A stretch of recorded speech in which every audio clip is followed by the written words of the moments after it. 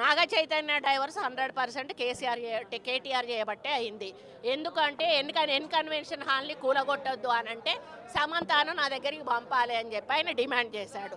సమంత గారిని వెళ్ళమని చెప్పి నాగార్జున వాళ్ళు ఫోర్స్ చేశారు. సమంత నేను వెళ్ళను అనింది. వెళ్ళను అంటే వాళ్ళు చెప్తే వింటే విను, లేకపోతే వెళ్ళిపోండి డైవర్స్ ఇచ్చారు.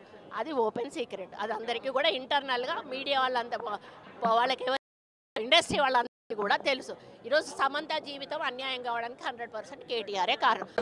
మాట్లాడేటప్పుడు మరి కేటీఆర్ గారు క్యారెక్టర్ గురించి, మరి వారి గతంలో వారు చేసినటువంటి కార్యక్రమాల గురించి, మహిళల మీద వారికి ఉన్నటువంటి మరి చులకన భావం గురించి మాట్లాడుతూ మరి ఆయన నన్ను రెచ్చగొట్టే విధంగా మాట్లాడినప్పుడు నేను భావోద్వేగానికి లోనై మరి కొన్ని ఆయన మీద నేను విమర్శలు చేయాల్సిన అవసరం వచ్చింది.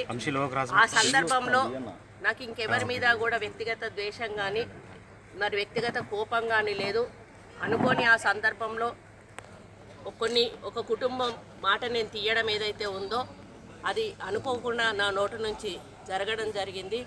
ఆ తర్వాత వారి ట్వీట్ చూసిన తర్వాత నేను కూడా చాలా బాధపడ్డాను. ఎందుకంటే ఏ విషయంలో నేనైతే బాధపడతా ఉన్నానో ఆ విషయంలో నేను ఇంకొకరిని నొప్పించాను అని తెలిసి రాత్రి వెంటనే మరి దాన్ని వెనక్కి తీసుకుంటూ నేను ట్వీట్ చేయడం జరిగింది. కాబట్టి నాకు జరిగిన అవమానం, నేను పడ్డ బాధ ఇంకొకరు పడకూడదు అనేటువంటి ఒక ఆలోచనతోటి నేను బేషరతుగా దాన్ని వెనక్కి తీసుకోవడం జరిగింది. కానీ కేటీఆర్ విషయంలో మాత్రం తగ్గేది లేదు. ఆయన తప్పనిసరిగా క్షమాపణ చెప్పాల్సిన అవసరం ఉంది. ఆయన చేసేదంతా చేసి ఈరోజు నన్ను క్షమాపణ చెప్పాలి అని డిమాండ్ చేయడం ఏదైతే ఉందో మరి దొంగ అని తనే దొంగ అని అరిచినట్టుగా ఉంది. ఆ విషయంలో మాత్రం ఎట్టి పరిస్థితుల్లో కూడా వెనక్కి తగ్గేది లేదు. దానికి ఎట్లా పోవాలో మేము లీగల్ గా ప్రొసీడ్ అవుతాం. మరిన్ని వీడియోస్ కోసం ఛానల్ ని సబ్స్క్రైబ్ చేయండి. లేటెస్ట్ అప్డేట్స్ కోసం వాట్సాప్ ఛానల్ ని ఫాలో చేయండి. అండ్ లింక్ డిస్క్రిప్షన్ లో ఉంది.